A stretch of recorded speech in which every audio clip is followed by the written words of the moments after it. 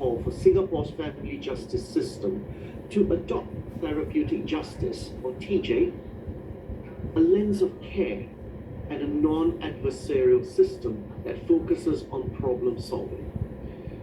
But is it that easy to get there? In this session, the panelists have embarked on a role play which you have watched, I'm sure, involving a husband, Scott, from the United States, and his wife from the United Kingdom, Amanda, both of whom are in Singapore, one on an employment pass and a dependent pass respectively.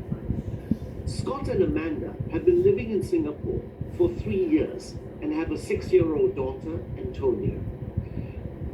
After discovering Scott's affair, Amanda files for divorce based on adultery and moves out of the matrimonial home with Antonia. Unhappy with this turn of events, Scott files an application for custody of Antonia. Amanda then files various applications, including for custody, leave to relocate back to the UK with Antonia, and a personal protection order against Scott for herself and Antonia. An expedited order was granted pursuant to her application, and she's now thinking about filing another court application for the freezing of Scott's assets on allegations of dissipation. In response, Scott files a personal protection order against Amanda for himself and Antonia. However, no expedited order was granted in that case. He is now thinking of filing for an injunction against Amanda to prevent the removal of Antonia from Singapore. Through the roleplay, the panelists highlighted common TJ and non-TJ approaches and behaviors as they progress through various stages of mediation, including preparing the clients for mediation, communicating and/or negotiating with counterparties, and managing clients and counterparties during the mediation. And now, to discuss all that took place, may I present your panelists for this morning's session. And they are Judge Wong Shing Kwai, District Judge from Family Justice Courts, Professor Dr. Tanya Sodden, Dean, University of Newcastle Law School in Australia, Jennifer Teo, the Director, Senior Principal Forensic Psychologist in the Clinical and Forensic Psychology Service Rehabilitation and Protection Group of the Ministry of Social and Family Development, Kanya Kumari Dr. Veerasamy, Consultant, Tan Kok Chuan Partnership, and Wang Liang Sheng, Partner, Billy and Lee LLP. This session will be moderated by Judge Kevin Ng, District Judge, Family Justice Courts. Might I remind all the delegates, questions regarding this session can be submitted through the MySpat platform Q&A functions. Ladies and gentlemen, I hand you over to the Emmy Award winners, the panelists of today. Thank you very much, Darren. Thank you for that lively introduction. Good morning to everyone, and thank you to the organizers, Pati Kayan and Dillian, for inviting me to moderate this session with such a distinguished panel. Darren has covered some of the speakers' CV already, but let me just expand on it a little more to give you some context. We have two experts with us today, Professor Tanya Sodden and Jennifer Teo. Tanya, as you heard, is the Dean of the University of Newcastle Law School in New South Wales, Australia, and we're honored to have her here as one of the experts in this session. She has researched many legal subjects such as therapeutic justice and published extensively in ADR, mediation, and conflict resolution, among other areas. She also treads exciting new frontiers in her latest book entitled Judges, Technology, and Artificial Intelligence. It is subtitled, and wait for this, it is subtitled The Artificial Judge, and I cannot wait to read it. Jennifer is no stranger to us. She's, as Darren said, Director at MSF and Senior Principal Forensic Psychologist. Jennifer is the next expert in our session, and she is also an adjunct associate professor at NUS the National University of Singapore Psychology Department, also publishing in the areas of social psychology and custody issues, among others. And she does important work with victims of physical and sexual abuse, including trauma recovery as part of a job at MSF. Ms. Kanyakumari, no stranger also to many of you with decades of experience as a family lawyer, and she heads the family practice department at the Time for Pond Partnership. Mr. Wong Lian Sheng of Billy & Lee practices general litigation, although he clearly has an interest in and a penchant for family law, and I think the arts. District Judge Wong Sheng Kwai has a broad work experience in the legal service for many years and has been at JC for the past decade. And he has been a judge mediator since 2014. Today's session, Managing Thorny Issues in Mediation, Same but Different, we are going to look at preparing for and going for mediation, all against the backdrop of therapeutic justice. The session will generally look the same to many of you, but yet, let's see whether we can spot the differences because of the strong emphasis on TJ and his philosophies. We are going to view snippets of the role play video. Playing the husband is with us Kata Wong LLP lawyer Ivan Chong, who is represented in the video by Ms. Kanyakumari.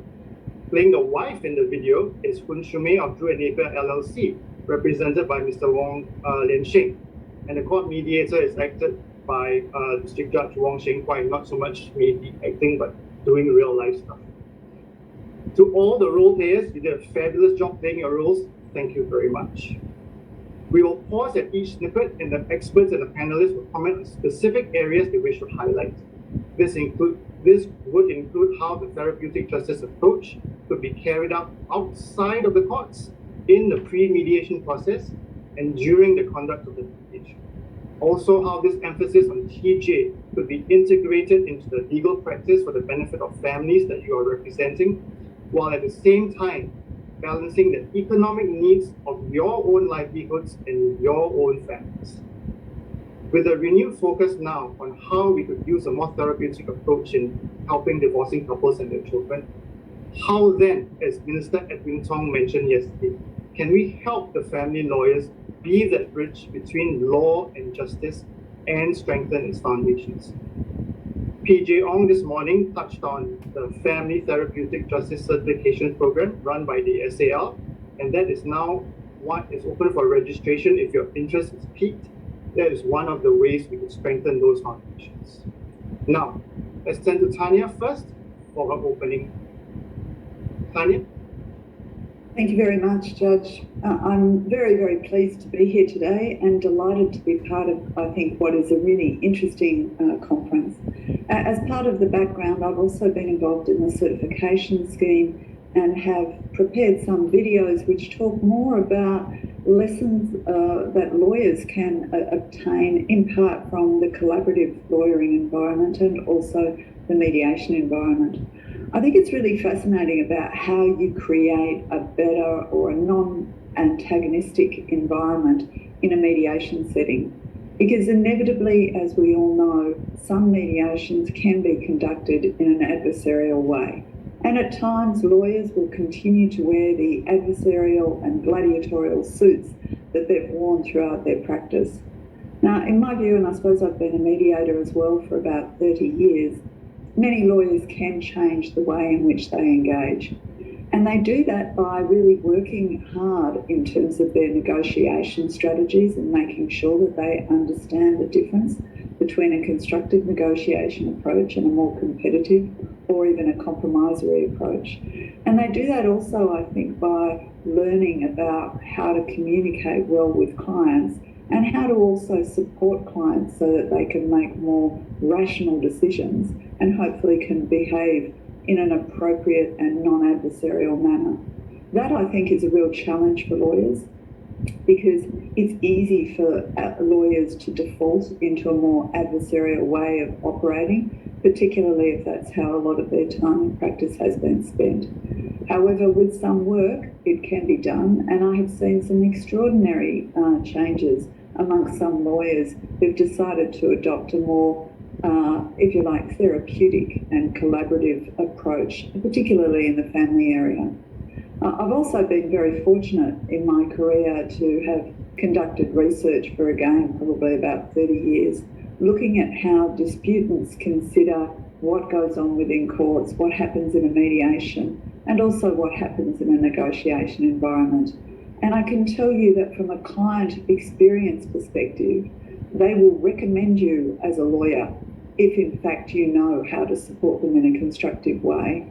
They do not necessarily want somebody who's an adversarial lawyer. You may think that they do, and they may come into your initial consultation suggesting that that's the pathway that they want to adopt. However, on the whole, the most satisfied clients and those who pay their lawyers and those who are able to create a new narrative, particularly in a family conflict situation, these are the clients that you want as lawyers, and these are the clients who will recommend your services into the future. So there is a financial benefit for lawyers, as well as a benefit which relates to, I suppose, their satisfaction and their understanding that they're not, in fact, making a situation worse, but they're working hard to make a situation better. I do want to thank, in particular, the role players who were part of this video. And we had a very short conversation before where Kanya in particular had indicated that she'd started off in a slightly more adversarial approach, and then she morphed into something which was a bit more collaborative throughout the mediation video. I certainly noticed that on the way through. I want to congratulate our role players for being engaged in this. It's never easy, I think, being videoed when you're engaged in something like a mediation. But without further ado, I really want to now refer perhaps to that first clip. And again, we are seeking questions on the way through. So our first clip, which is really Amanda's lawyer.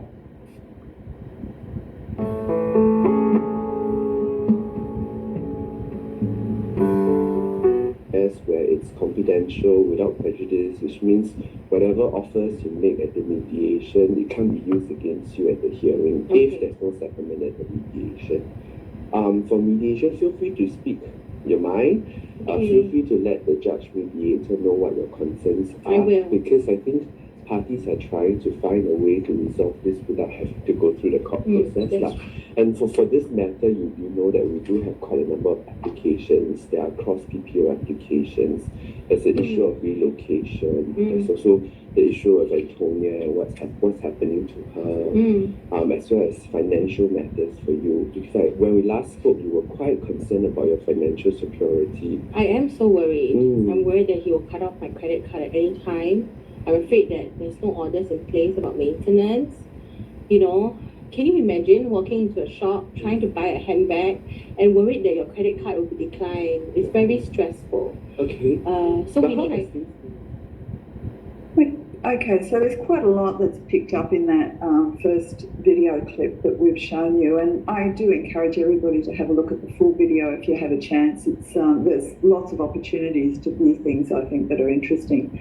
But Amanda's lawyer here, Elaine Sheng, is really doing some great work with the client, and that great work includes having a bit of process explanation. And process explanation, we know, is really important in terms of reducing the amount of cortisol that runs through people's systems. Having some process explanation and then really focusing on the client and empowering the client as well, because what he's actually doing is making sure that the client is ready to speak and is ready to raise concerns. He also very neatly talks about the objective of the process, and he does this a number of times on the way through the video as well. And that again is really grounding the client so that there's a focus on the overall arching goal. I like the gestures, the hand gestures, if you're noticing them, they're rounded, they're inviting. He's really doing quite a lot with his voice and his gestures to encourage communication with the client. And you can see later on when we see one of the other videos, the client using some very hard linear hand gestures, which often typify, if you like, a more adversarial or antagonistic approach. I think a great other bit that I pick up from that very short snippet is that he reflects, if you like, what some of those clients' concerns are around the financial security. And of course, we see that handbag on the table. but it is this reflection about financial security, which is important. So he's really showing the client that he's picked up on that. And then he goes on to do, I think, some really useful reframing work so that there's a conversation about how these issues can be raised in a constructive way. Now I'll hand back to our moderator to find out what other panellists were picking up from that snippet. Yes, just really keen observations, Tanya, about Yan Ching's body language and how that really makes a difference, putting a client at ease and things like that. Would anybody else would like to chime in at this time?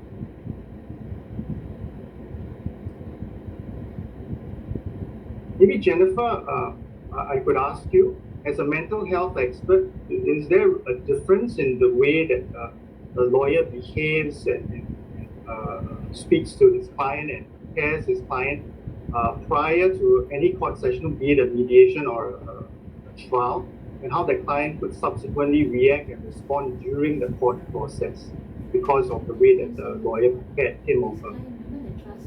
Yes, I think for this segment as an introduction, you can see that the lawyer's approach, he comes across as he's very attuned to the needs of the client, the tone that he uses, and the approach is not adversarial, and he's concerned about what her underlying needs are. You can see he's trying to uncover that using very communication skills, the kind of soft skills, to come across as attuned so that she can feel quite at ease to share what her underlying needs are. So I thought that she set a very good stage for the client to surface her concerns and her needs, which then can bring into mediation to tackle the root of the issues. Okay. Yeah, preparation is always key. If nobody else has any comments at this stage, we have quite a few videos that we will go through, so chime in when you want to. Yeah. Carol or Florence, we will go on to the next video. Should be the first thing that we talk about at mediation. That and I don't know whether it's wise to also raise the issue of the DP early. Okay. Because on one hand, if we raise it, at least everyone knows what my concern is. At the same time, I don't know if that will trigger him if there's no settlement to go and cut it. Sure. Yeah. If there's any issues with a DP, do let me know so that we can do the necessary. I mean, we can write into ICA, we can inform them that there's ongoing divorce proceedings, and maybe get you a special pass so they continue to stay on while the divorce proceedings are continuing. Okay. As for the maintenance issues, can I just break it down with you a little Sure. bit? Because when Again, I think this is a really interesting short clip, and what it really demonstrates to me looking at the lawyer's role is the lawyer's role in preparing the client in relation to the agenda that will be followed in a mediation. And I think what's really interesting about this clip is that there's this strategizing in relation to the issues and how to deal with those issues with the client.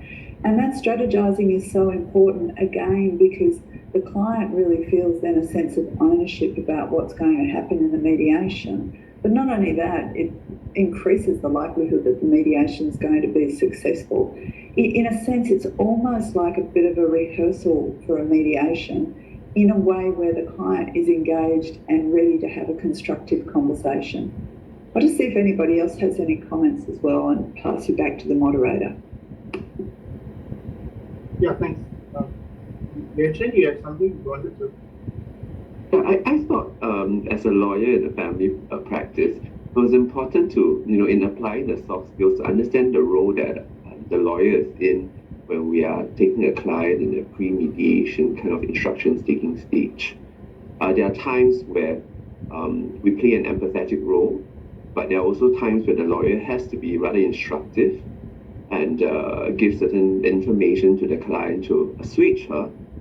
And then there are also times where we are sort of acting in a very collaborator role, where we invite the client to look at certain things with us and come with solutions for the mediation, which is why I think from the first and the second clip, you can see the first clip is pretty much a very empathetic client instructions taking kind of scenario.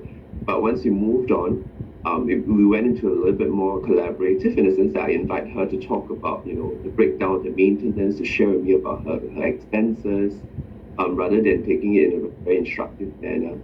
All this also with the idea that eventually when we go to mediation, because mediation is the only chance where they sit in and they get to participate in the proceedings, if they're legally represented, for her to play a role in that as well and have her voice heard. Okay, yeah, good point is that there's a delicate balancing act as a lawyer between needing to do your job as a lawyer, taking instructions and strategizing things, but also the collaborative aspect of things that you need to juggle as well. So you need to get that right. Anya, have you any thoughts at this point about this? Yes, I agree with them. So sometimes it's a very delicate balance that we have to draw when we are taking instructions. There are some clients whom you can empathize with, hold hands and lead through. Some clients you may have to take charge because sometimes they're just so emotionally wrought that you may need to draw out the instructions by being a bit firm with them. Saying that, no, this cannot be done. You don't do these things. You don't cut the credit cards. You don't stop payment. Sometimes you need to be a bit more in charge of the matter. But there are some clients you may need to have to lead them slowly into the realization. Some you just need to drag them kicking and screaming. I'm sorry. Yes, good point. Each client comes to you at a different stage of his journey or her journey in the process. So at some point, sometimes they come at an advanced stage, and sometimes they're like just still grappling with the realities of really, I received a service of a writ of divorce. Yeah. Okay. I think we can go on to the next slide. We have time for comments. More comments. You're prepared to consider more so long as certain safeguards are there for you, Yes. right? Insofar as maintenance is concerned, you're maintaining the 12,000 per month. But like I say, maybe we do have to do some give and take when it comes to mediation. Okay. For the PPO matters, there are cross PPO, but I'm not too fast over it for now, because I think let's take baby steps for this matter.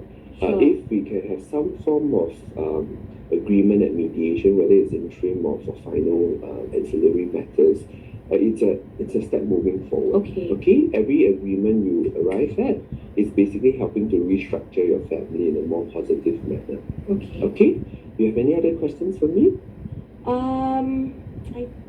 Again, I think this is a great clip, and it was really good having the commentary before from Kanya as well about the different points that clients can be at when they come into a mediation setting and even into a negotiation. And some clients will require a lot more preparation and a lot more work with a lawyer as well, and so there needs to be a conversation about that. And also, I think very importantly, in the context of a more multidisciplinary team approach, whether they might need resources other than the lawyer to actually help them with that communication.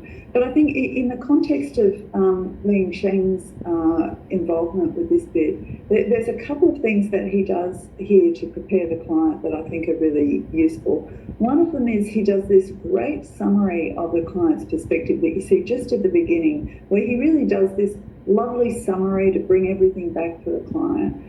Some lawyers will also, summarise and have something which can go in writing to the client so that they can check back on it. And ideally that should pick up on what the client's interests are. He also really emphasises that sort of long-term goal or long-term objective.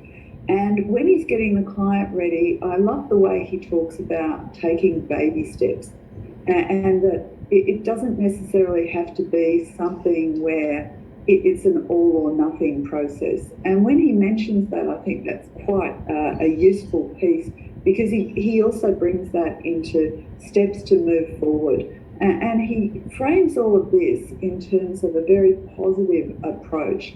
And again, he's really readying the client for a conversation, which is not likely to be an easy conversation for the client, but a conversation where the client feels at least there's some movement and there might be a positive outcome as a result of the mediation session. So he's actually preparing the client in a way to go into a mediation that might be difficult, but where her options have at least been summarised and the next steps have been summarised, and he's also ensuring that she's not expecting too much, because he talks about this concept of baby steps and at least moving forward in a positive way. So it was really great, I think, that clip to watch in terms of that, bringing it together in that preparatory meeting before the mediation. I'll hand back over to the moderator. Thank you, Tanya. Yes, I agree with you completely. I think managing the expectations is a vital role the lawyer plays, particularly when you go for a mediation.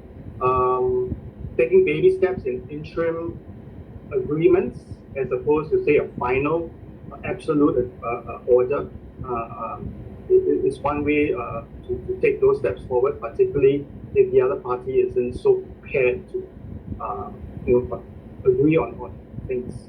Yeah. Jennifer, do you have any thoughts about this clip? I like the fact that the lawyer also say, we do give and take, because usually lawyer more primed for more positional kind of approach, like don't budge and all that. But he said, let's see how it goes, give and take, baby steps. So those are very therapeutic words to prime the client for more constructive conversations in mediation. Would any other panelists like to chime in? If not, we'll go on to the next clip. I think I'm okay. And see whether use that as a bargaining chip. Yes. Okay, so that we can do.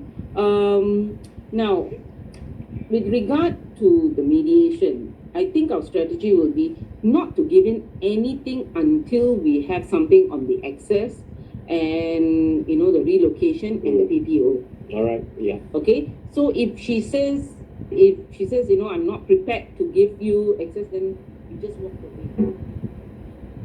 Well, what a contrast in terms of that clip. And thank you, Kanya, for being such a brilliant actress. You've clearly experienced a number of adversarial lawyers, and you were certainly taking that in as part of your acting skills. There's such a lot in terms of that exchange, and I do encourage people to have a look at the broader video. But what we can see is a whole lot of language about a bargaining chip, not to give them anything, and it's really setting up the client for a positional negotiation. So a client that's been pressed in this way has become, if you like, joined with this more adversarial lawyer and is primed to really be positional in terms of the negotiation that follows. And you can almost see the client sort of psyching themselves up for something which is going to be positional and adversarial rather than something which is constructive. And that's partly to do with the language, but also the seating is quite different. The lawyer really does take charge in a way where the lawyer is telling the client about the strategy rather than it being a sort of a joint strategic approach. And it's not that sense of sharing. It's the lawyer as expert rather than the lawyer as somebody who is there to support and, develop a process which is actually going to be really useful for the client. So it's a great video clip. It should be on YouTube, Kanya. I'll hand back over to the moderator. Yeah, it was a great acting by Kanya and Ivan as well. Lianqing, do you want to have any thoughts about their approach? I thought for Kanya to and it was something that we discussed after we did the filming, and Kanya, feel free to share, which is when we did the filming, for the lawyer who was adopting a more therapeutic stance and taking clients' instructions in a more therapeutic way, the filming ended up much longer than Kanya's instructions taking session with her client. If you watch the entire clip, my session took about 20-25 minutes. Whereas Kanya managed to finish hers within like 12-15 minutes. So we were joking about how, if you don't adopt a more if you don't adopt a therapeutic approach with your client, you might actually get things done in a much quicker pace, right? And that means more time for us to dedicate to our other clients, which also means more billable hours for us, more work, more income. So Kaya, do you have anything to share about that? Well, it was actually very difficult for me. I mean, maybe at the start of my practice many years ago, I may have, taken instructions in this way. Because the client's expectations during that time is that I'm coming to an expert, I want you to do all the job. Why should I be feeding you any information? It's your duty to do what I want to achieve, right? So that is the reason why now with TJ, it would be a balance of, the client expectation as opposed to TJ requirements. How do we strike this delicate balance? Client comes to you. If you're asking me what needs to be done, what I want all the time, why do I pay you? You should be telling me what needs to be done. That's why I'm paying you. There are clients who come to you in that way. So how do you lead them by the nose to the water of TJ? So that is I think, the balance that we need to strike now. Yes, it takes longer for you to take instructions with the TJ way, and that may not translate into billable hours, but that is something that we should all strive to do, I think. Yeah. I have a couple of comments on that. One of them is it ought to translate into billable hours, because this is serious work that lawyers are doing. And I think in terms of making sure that it's understood by the client, there's a lot to be said around compliance. And I've done quite a bit of research around compliance with mediated outcomes. And if the client is not on board and doesn't feel that it meets their interests, then they're much less likely to comply with the outcome. And you can talk about, if you like, stickable outcomes or compliance with outcomes. And it's worthwhile having this investment of time so that you actually have an outcome that is going to be workable. You can really liken it to building a house and saying, if you don't have foundations that are sound and solid, then it's unlikely that the house will actually remain standing for a long period of time. And if you've got a continuing relationship, a parenting relationship with your child, then part of this is actually about working out how you could deal with matters 3, 5, 10 years in advance, so that you can make decisions that are useful for you and the child into the future. And so it is a bit, I think, about the lawyer talking about the interests of the client, but also talking about the potential range of outcomes and the downside, if you like, of adopting a more positional approach. So there's a lot in there, and I think the number one thing, though, is it ought to be billable. There is no reason why you shouldn't be billing for this preparation, because that is part of what lawyers are doing. I could go on and say that lawyers are much more likely to be replaced by forms of artificial intelligence if in fact they're not trading on some of these so-called soft skills, because these soft skills can't be replicated by forms of artificial intelligence. But those hard skills are, this is the answer, that can be replicated. So this is actually about, I think, more sophisticated lawyering for the future. Anyway, I'll get off my high horse and stop now. I like that, more sophisticated lawyering for the future. All right, shall we go into the mediation?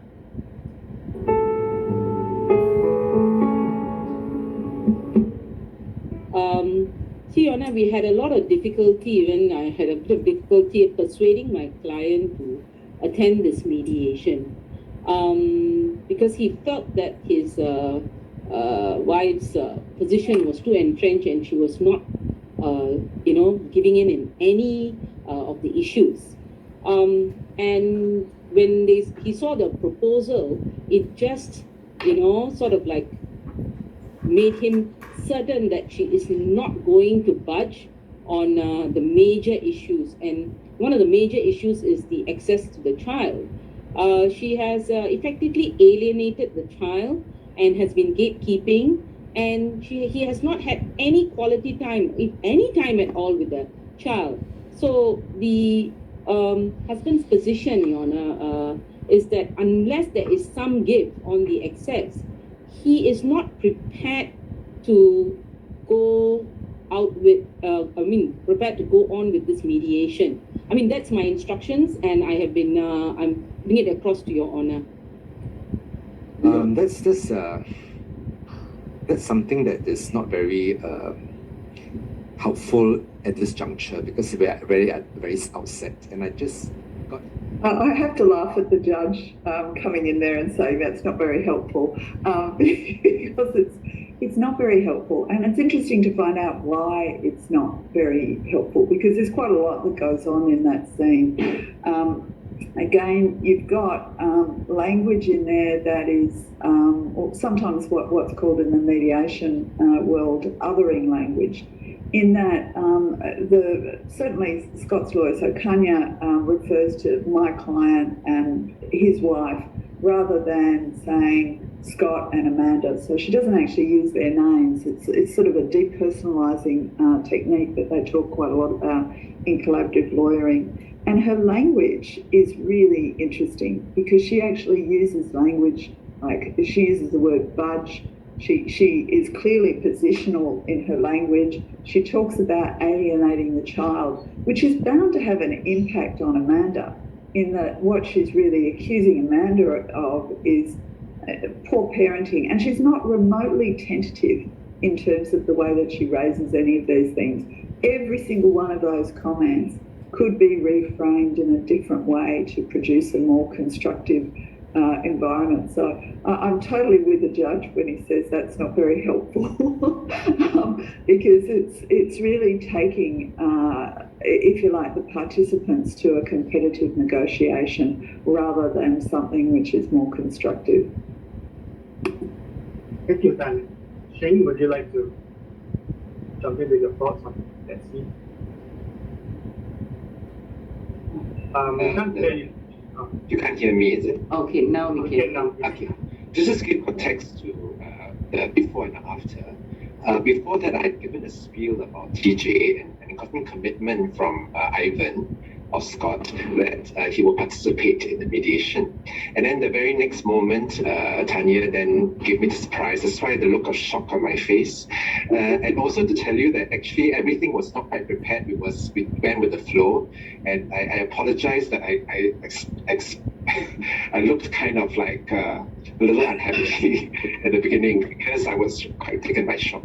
But having said that, it is a difficult situation where one party comes up and takes such a strong stance. I was in my mind thinking, how do I diffuse this?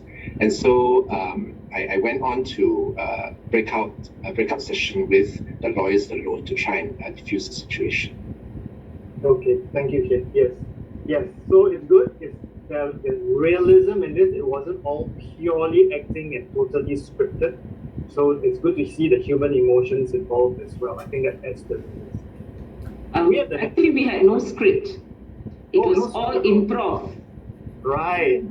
Which I really take my hats off to y'all, and Darren will give out the Academy Awards at the end of the session. Yeah. Could we go on to the next clip, please? Also, Yes, the cross application is because of the harassment that he has been facing as a result of the EO issued. okay, I'm just wondering whether we can talk about this, but as far as I'm concerned, the PPO is a side issue.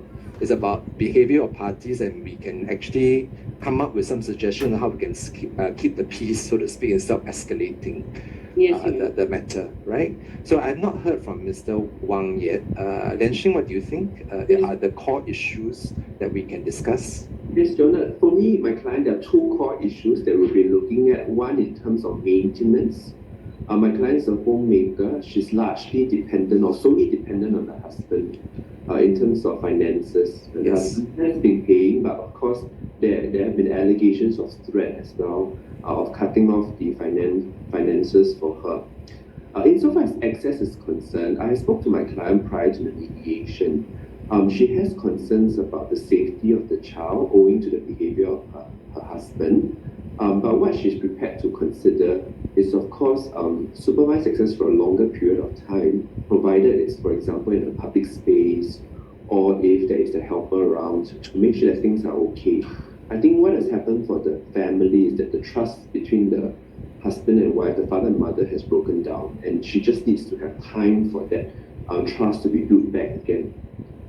And we're just trying to identify what are the things we can focus on. So are you committed to also say we work towards some interim access arrangements that may be acceptable to both parties, pending final resolution later in the hearing? Yes, of course, sure. Another great clip, and really showing some of the mediator skills in attempting to de-escalate a situation. And the mediator does that by referring to the, if you like, the more collaborative lawyer, Ian Sheng. And when he speaks, you can really see, I think, the lawyer's role. So the lawyer doesn't step away from advocacy, but it's a more constructive way, I think, of putting your perspective across, so that it's measured, there are pauses in there, and again, our mediator comes in and really reframes it as options, and does that in an effective way. So he's not pushing the parties in only one direction, he's reframing it so that it's very much about, this is an open conversation and both lawyers can be involved. Now there was one comment that came up on the chat, which I'll just quickly refer to, which I noticed before, and it was around whether people are naturally positional or not. And it's a fascinating comment, because in my view, they're not. Each of us have inside of us a competitive person and a collaborative person. And it's really about, are there techniques that you can use to bring that collaborative person out? Our society would never have developed if we only remained competitive. It developed, and it developed successfully because we were able to work collaboratively with other people. And so this process is really about how can we support that collaborative endeavour. And you can see our judge as mediator really working hard to try and pull those collaborative threads together, and doing so really with the support of at least one of the lawyers. The other lawyer, arms crossed at points, and so still engaged, but not perhaps engaged in the same measured way as Lian Sheng, in role, of course, because it's a role. So thank you. Back to the moderator. Thank you, Tanya. Yeah, all these excellent points that you raised in terms of demeanor and body language also supported. Because of all these great comments, we're running a bit behind time. We'll have to play the videos, and we'll see how much more comments that we can take on, because we also need to go on to Jennifer's set of videos as well. We'll play the next snippet. The other issues, right, they brought up, first of all, the need for some interim orders to provide structure and to provide some guidance so that people do not, kind of go overboard and react upon reaction and all that, and things get really, really out of hand. The whole idea in family disputes is that we need to de-escalate the tension so that people can think calmly and solve problems, and not react out of anger. When someone gives me an application, I will react with another application. That is certainly not our objective here in the family court. So one thing is some form of interim maintenance that we need to discuss today, some form of preserving the status quo, so that when we actually get it adjudicated in hearing, we don't have too much disruption to the children, right? So one first thing is status quo means that the lady should not be under threat of not being able to stay on in Singapore. That's one. Number two, can we undertake that the child will not leave Singapore until the matter is resolved? So I can record a consent order to say that the child will not be removed from Singapore without either party's consent. Okay? Or in fact, until the matter is disposed in court, the child will not be removed from Singapore. Right? No taking the child out for holiday and all that. We will just keep everything status quo. And the third thing is working out some sort of acceptable access plan that we are both able to commit to. Now, remember that this interim access plan is a work in progress, all right? And you are being monitored by the court at the hearing, a further mediation order, and we know that you need to put on your best behavior because all this goes on a record as your conduct leading up to the final orders. So I would urge parties, when you discuss and all that, come up with realistic practical solutions and also make sure it works. Because if it doesn't work, it really will reflect badly on either one of you, okay, whoever is the one who's breaching. Okay, I'm mindful of time, so I'll try and keep my comments relatively short in relation to this clip. And I think what's really interesting is the way that the judge summarises. And of course, here we're much more focused on our mediator rather than the parties. But their body language is fascinating as we watch their body language. So Kanya is taking notes and sort of letting the client see them. And the client has a series of gestures where his arms are either crossed or in fact, at some point, he actually uses a linear hand gesture, which is often a sign that somebody's in a bit of a positional mode. And I think that the judge is picking up on that quite consciously in a sense because he's talking about de-escalation and he's also really trying to move them through to a future focus there. And that is working, and you can see that everybody's buying into the future focus that he's proposing because he sort of ends that piece with talking about how it needs to be reasonable, it needs to be practical, and you need to make sure that it works. So again, the judge is actually able to pull it as the mediator from what could be a positional conversation to something which is much more future focused, and he's really given the evaluation criteria already in terms of how you might assess any of those options. You know, realistic, practical, it has to work. So another great session. Back to the moderator. Thank you. Yes. Setting out the steps ahead, I think is part of the process of giving a shape to a future for the families.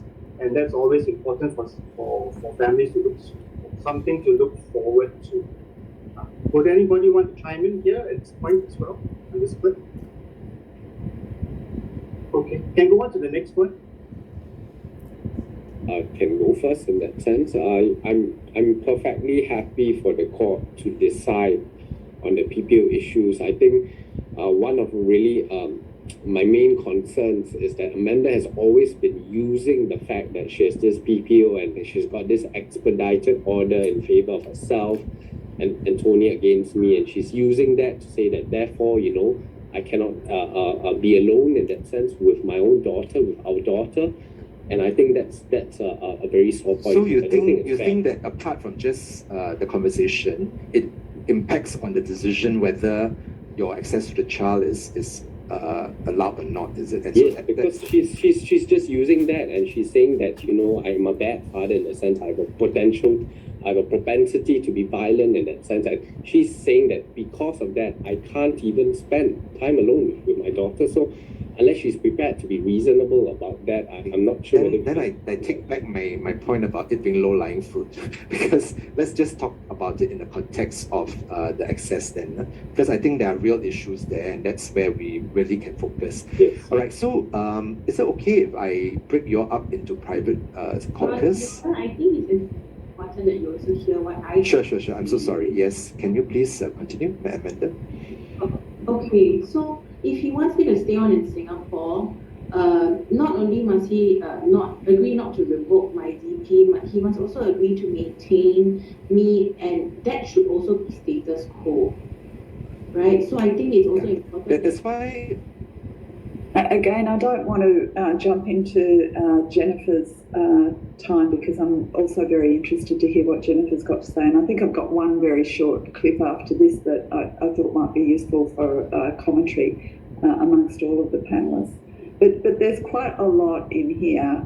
One of them, I think, interesting pieces is that both clients are prepared to speak and are interested in speaking. And that isn't necessarily the case in all mediations. And it's interesting to think about what is it that the lawyers have done that actually ensures that the clients feel ready to speak in this situation. And Amanda in particular jumps in at that point and says, wait, listen to me before we go on and before we break. And the judge quite correctly pulls back and says, oh yes, of course, and makes sure that there is this turn taking. And that turn taking is actually really important from a mediator perspective, but it's also important that the lawyers are supporting that turn taking in a mediation. And we see that beginning to come through, and it's why, in a sense, I think, you know, following this exchange, they can actually work together because their voices have been heard, and heard, I think, quite successfully. The judge also does, of course, that lovely job in terms of summarising what's been said,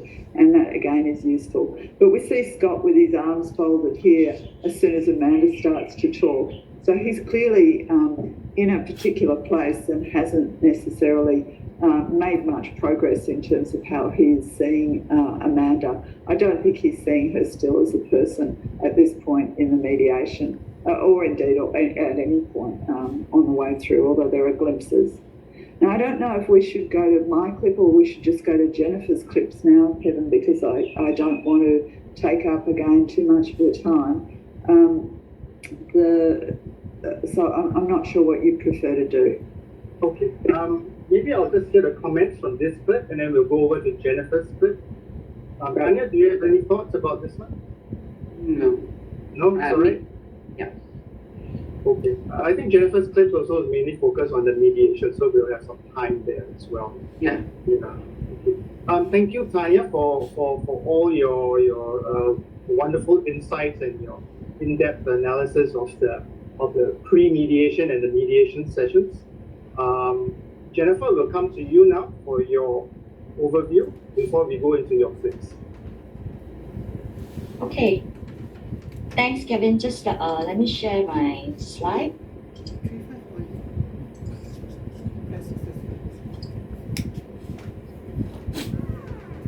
Okay. Good morning, everyone. Thank you so much, Tanya, for the great insight and the panelists that already, we started having very interesting discussions on the role play. So I will just quickly go through what therapeutic mediation is about. The bottom line of mediation is to agree on a plan of actions that can actually meet the underlying needs and concerns of both parties. And therapeutic mediation has to be a respectful, empathetic, and supportive environment that enable both parties to have a therapeutic process. And later you will see in the clip that actually our mediator here, Cheng, does use a lot of therapeutic healing words in his mediation, because the process hopefully can lead from an emotional distress stance to some form of emotional relief if the mediation is done in a therapeutic way. And the participants are actively engaged, like what Tanya said, taking turn to talk about the concern and needs in the whole decision-making process to yield a plan of action that has high likelihood of fulfillment, and they're being persuaded to have their behavioral changes rather than being coerced into it.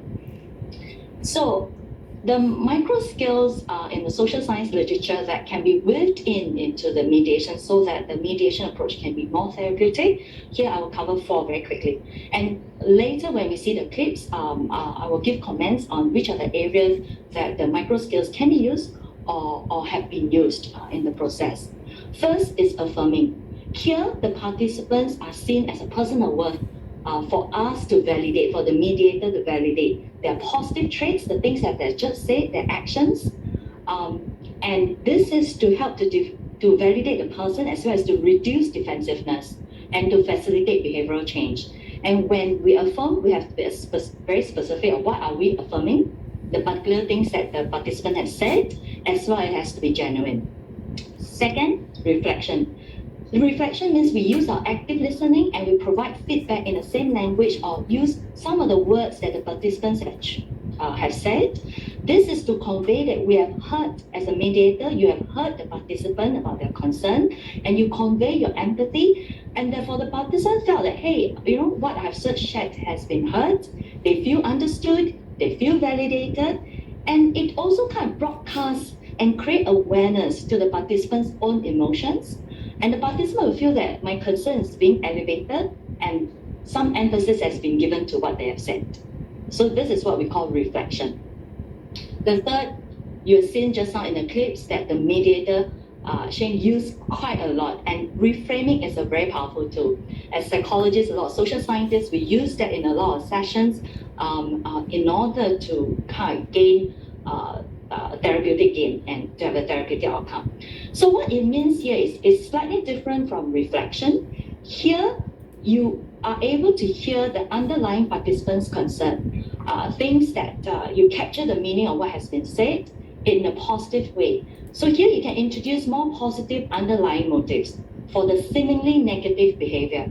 So if mom is very protective of a child, the reframe could be she is very concerned about the welfare of the child. So that is an easy, kind of reframe about mom's positive motivations. Why is she so, protective? So here you can tap off parents, because in the divorce mediation, parents definitely have mutual interest, towards their the shared love for their child. Here, reframing also can provide a better understanding of the participants, because they can't hear that you understand their underlying concern that they want to be better parents, and then it helps to remove those toxic language. It creates also flexibility and options in addressing the underlying concerns, because the concerns can be met in a multiple way, and it primes the participants to be more open, to be more collaborative in generating different solutions rather than holding on to their strong positions. Last but not least, you've seen mediator also use the word, lowering the temperature later, de-escalation, because anger diverts us from resolution. Anger is like, it can just hijack the whole conversation, and it can derail the constructive resolution. So here, anger can, at the same time, cannot be just swept under the carpet. It has to be acknowledged that the participants are feeling upset. Reframing for pointing out why the participants shouldn't be feeling upset, because that will make them even more upset by saying, why are you so angry? Avoid verbal erasers. But is not a good thing. Whenever you feel the urge to say but as a mediator, use the word and. Stay calm. You can see our mediator throughout. I think, Shane, you were staying calm, even though you said there's a certain seepage of your emotion, you remain calm, and your tone, irregardless when there's some escalation, and that was done. And again, then find a common ground to shift to, typically is refocusing back on parenting issues and the child. Okay, I know I'm speaking very fast. That's just a short overview. And why don't we just dive straight into the first snippet? Before we go into that, Jennifer, thank you for sharing that. I just wanted to say that all these points are very good for all the mediators out there. I know that many of you all are trained mediators and done family mediation. So these are important points as well for you all. Thanks. So we'll start the clips. Yeah, we'll start the clips now, please. Okay.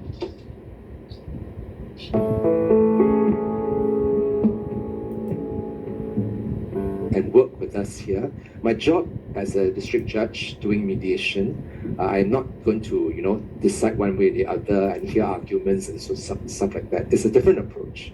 It's an approach where we all work together to try and identify the problem and then propose solutions, okay, to try and work at that. The whole idea here is we put the child at the front and center of all these deliberations, and we try and find the best way forward. So this is important for us to have the right mindset, and I hope the lawyers will work with us on this. I also want to say that the Family Justice Course is embarking on this initiative called Therapeutic Justice. And this process of mediation is actually a therapeutic process. We're trying to help parties look past the blame game and to move forward with plans and proposals that will basically have a fresh start and healing for everybody. And so that's the therapeutic outcome we want to achieve. And all the players, myself and the two lawyers, are supposed to play the part. So we need the two of you, Amanda and Scott, to also work with us. And hopefully we'll be able to find something that we never thought was possible, a solution to our issues. So in this clip, you can see Sheng as a mediator nicely set the tone for a therapeutic outcome. There are several times he used the word therapeutic, and he used the word healing, and he used the words like, we are not here to play the blame games, very upfront about that. And he also draw the parents and including the lawyers address, and let's work as a team here, that kind of collective effort and focus on the child. And the last part that he mentioned was wonderful, because you talk about, be open-minded to explore different options. So I think that prime the various the lawyers and both participants to have more conciliatory kind of climate and set the stage for that. Over to you, Kevin. I think that might be a good time to answer one of the questions the participants have asked, because Jennifer, you mentioned that, Sheng said it was part of the healing process and all that.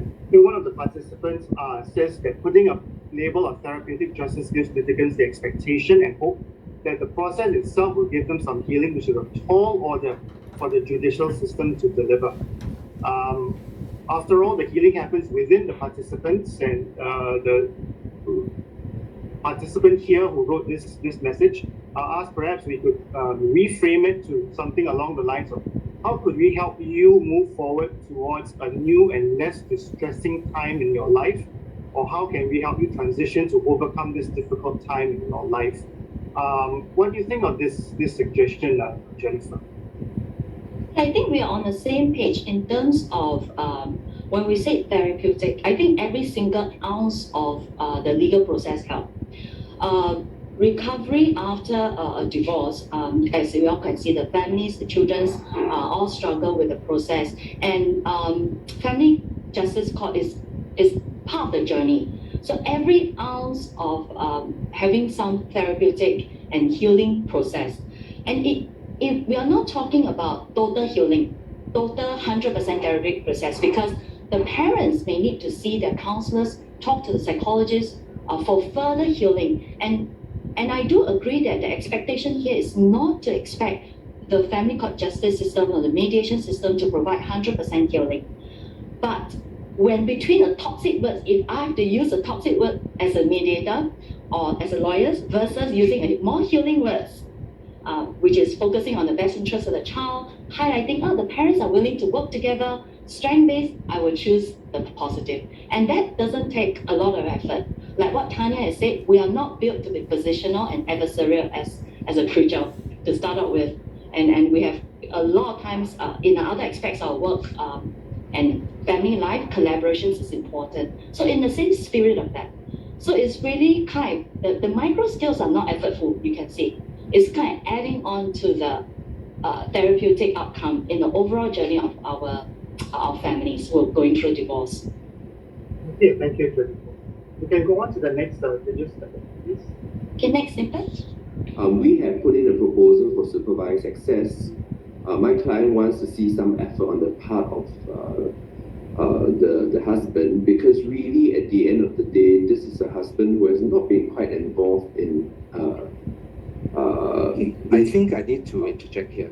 There are already quite a few, in a sense, opinions expressed about the other party here.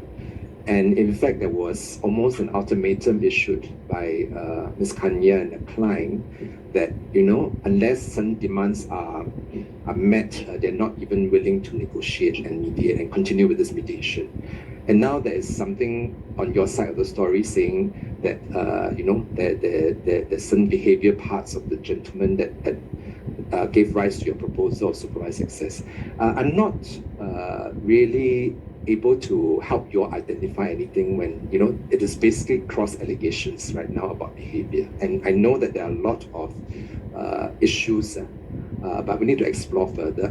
Can I suggest I meet with the lawyers first, and to sort out what we want to achieve, because there's so many things, right? We need to, within this short time that we have, try and set some agenda goals that we can achieve together, and then we can work on them. Now, I don't think we can solve everything today because it's so complex, the sex situation, right? Will it be okay if I suggest your clients to leave the room while I have a conference with the lawyers first to sort out what we should focus on today? So you can see in this snippet, the mediator doesn't shy away from being assertive to redirect because when the father's lawyer, there are certain adversarial stand, that led to the mom's lawyer actually put up some personal kind of attack and say, this is a husband who has not been quite involved. And the mediator actually Shane was very quick to pick it up, and you can see he was very decisive in interjecting and said, okay, this is not going to lead us to uncover, the real issues, and it's not going to be fruitful. And again, he refocused and said that we are here to be more constructive in problem solving. And there he kind of wanted to split the lawyers to speak to them separately without the clients, so that to kind of help to uncover actually what are the real concerns from both sides. So I thought the decisiveness in how you interject, and it was not done too aggressively, it was very nicely done. Yeah, it's all a matter of the timing and the appropriateness of the situation. Analyst, any thoughts? Jennifer, I have a question. We've been talking about the parties mainly now, but what about the children, or the child in this case? How can we actually, perhaps you can inform the audience, right, about what kind of support services that there are out there, where we could actually support the child as well as the parents through a process like this?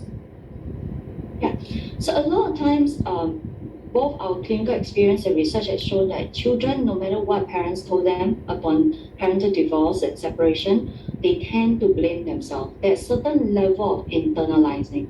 Even parents can assure that this is adult issues, but they will internalize. And there are some parents who can be toxic in trying to divide the child and get them on their side. And developmentally, that is very overwhelming for a child. And that's why the child may exhibit internalizing issues such as being depressed and anxious, as well as some childs manifest their distress and having externalizing issues.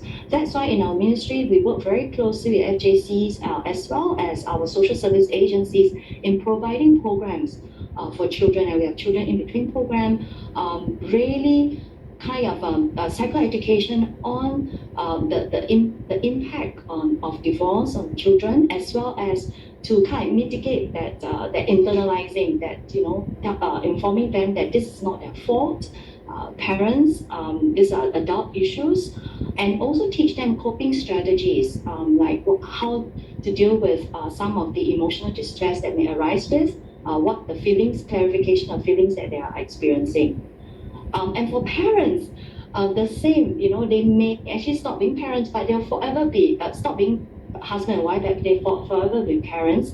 And for parents to be aware of the adverse impact of what they say and how they behave, and the children are watching, they are hearing, and they are absorbing, and for parents to be aware that it has significant adverse impact on the children. They create, the increase in awareness actually will help the parents to be more conscious of some of the potential kind of toxic things that they may actually tell the kids about, especially about the other parent. It's not helping the child's welfare at all. Okay, thank you. I do have a confession. Can you hear me? Yes.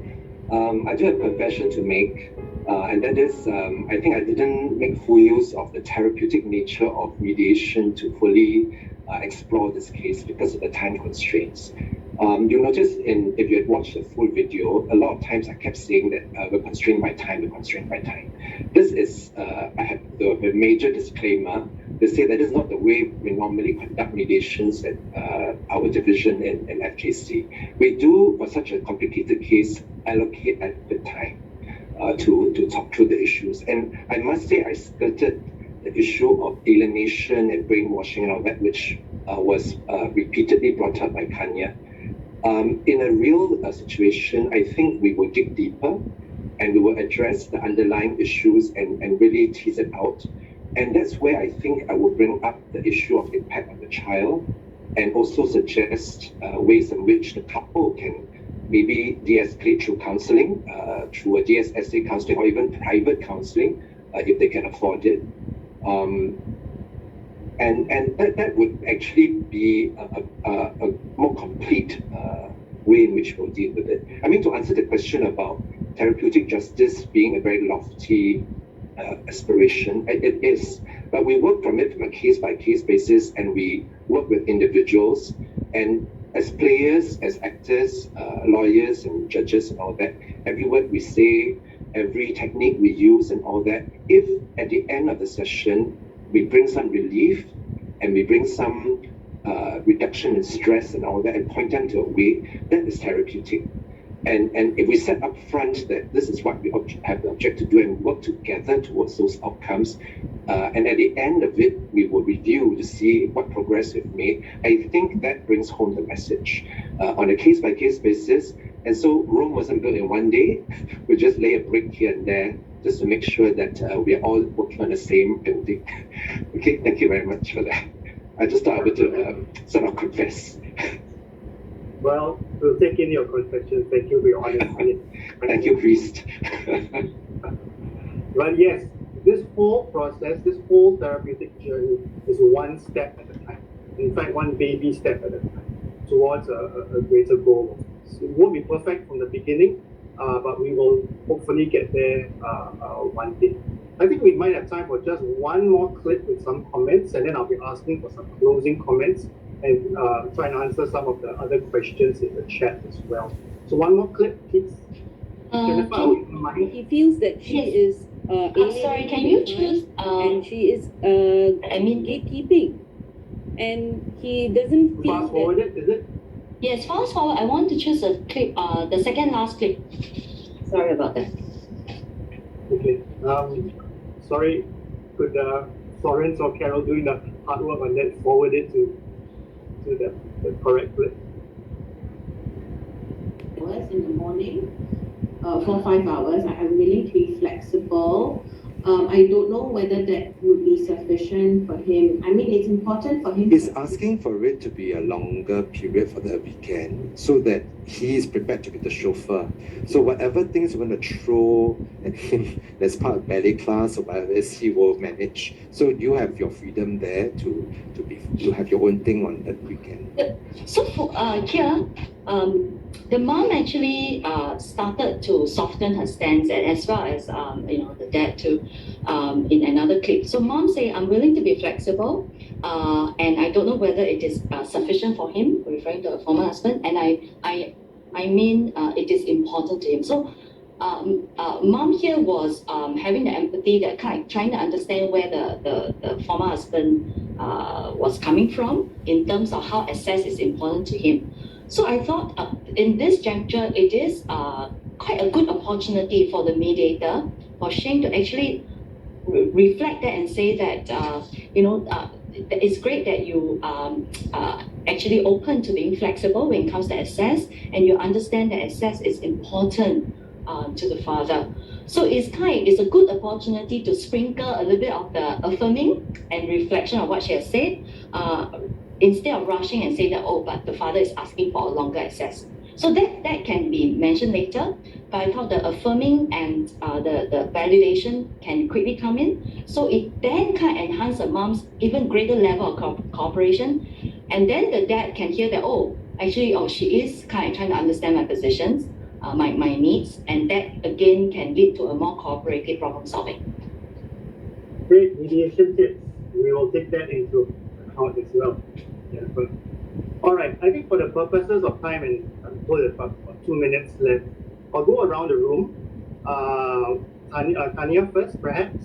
Any closing words, what you would like to say? Tanya or Tanya? Tanya, you. Okay. All right. I mean, this whole TJ journey, I started off from very adversarial style, and we are moving into this TJ realm.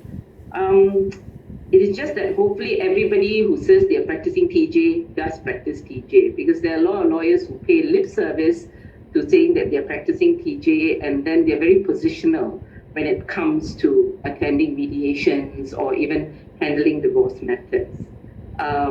Hopefully, everybody goes through, from inside and pulls out their natural TJ-ness when they're practicing family law. Yeah. Thank you for the words of wisdom. Nancy? I just have one concept to share with the attendees, which is I learned this from an occupational therapist, which is using the self as a therapeutic tool. There are a lot of queries in the Q&A panel regarding the role of a lawyer in helping to heal and restore relationships. I think we are all but one piece of a puzzle trying to help people along, which is, well, sometimes it's good to remind the clients that they have a role to play in trying to restore and heal their own relationships as well. And I learned this from an occupational therapist because, you see, when people are ill, they too have a responsibility to follow the advice of an OT or a counselor or a psychologist, and the allied health professionals or even the lawyers in a divorce case are merely just one part of this piece to help them move along. So that's the thing that I would share, so as to not put too much pressure on lawyers, but also to remind ourselves of the role that we play in this whole therapeutic justice system. We all play small, but well, not small, but we all play roles, different roles in different capacities, but all together, it's a critical piece that each of us do. Shin Kwai, your thoughts? Yeah, I just thought out of all the soft skills and everything that we need to learn practically, and in fact watch our mouth when we speak, because language is so important. I think the ethos is really like doctors, do no harm. So in all that we do, whatever comes up from our mouth, whatever the gestures we make, body language and all that, if we do something positive and do no harm to the situation and to our clients and to the children involved, I think we would have been involved in therapeutic justice. Okay, thank you, Shin. And Jennifer? I think therapeutic justice initially may come across as quite daunting, right, for a legal profession, because for psychologists to us it's like it's something that we, our daily bread. So it is the baby steps. I think Shane, you use that in your mediation. The small step, because every interaction, you actually have a chance to be therapeutic. So it's kind of to make that every steps that you make, because every interaction has a chance to be therapeutic. Yes, every intervention has a chance. So it gives a lot of hope. And a final word goes to Tanya. It's almost impossible to give a final word after those brilliant comments from each of the panelists. I think, again, just reflecting on what was said, yes, lawyers aren't responsible for their clients. At the end of the day, it's their dispute and it's their personality as well that might be driving it. But we can do, I think, a great deal to reshape the way that people behave.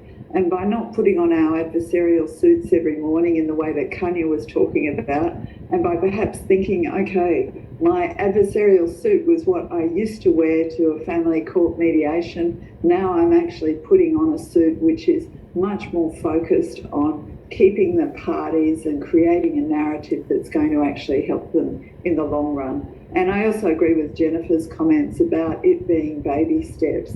Again, keeping that constructive mode is difficult, especially if you've got other things that are going on in your life. The car broke down or something went wrong with the kids.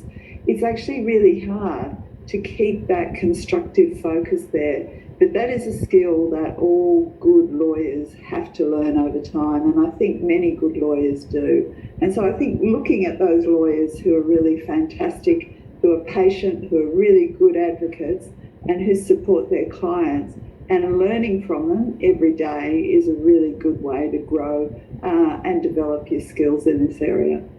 But they were such great comments, I couldn't say anything else. And thank you to the actors. I thought you were brilliant. Thank you, Tanya. Thank you. On a very personal level, my personal journey through all this therapeutic justice is one that I've held for many years as a district judge in the family courts, which is that I try to give each family and their children at least a hope and a future. Thank you very much, Tanya, Jennifer, Tanya, Lenching, and Shin Kwai for such an engaging and enlightening discussion today. It was so much appreciated. And not forgetting the Academy Awards also to each of you, and Ivan and Shimei as well. Thank you all. Thank you. Back to you, Darren. Thank you. Ladies and gentlemen, once again, thank you to all the panelists and the moderator for that very, very engaging session. So, however, ladies and gentlemen, if that session was about mediation and a new hope, would the next session, going to court, be the empire striking back? No. For you. Return, ladies and gentlemen. We take a break now until 11:45. We'll take a break from now to 11:45, and then we will find out, would the empire strike back? But for now, just remember this, ladies and gentlemen. Do ensure your MicePad webinar window remains open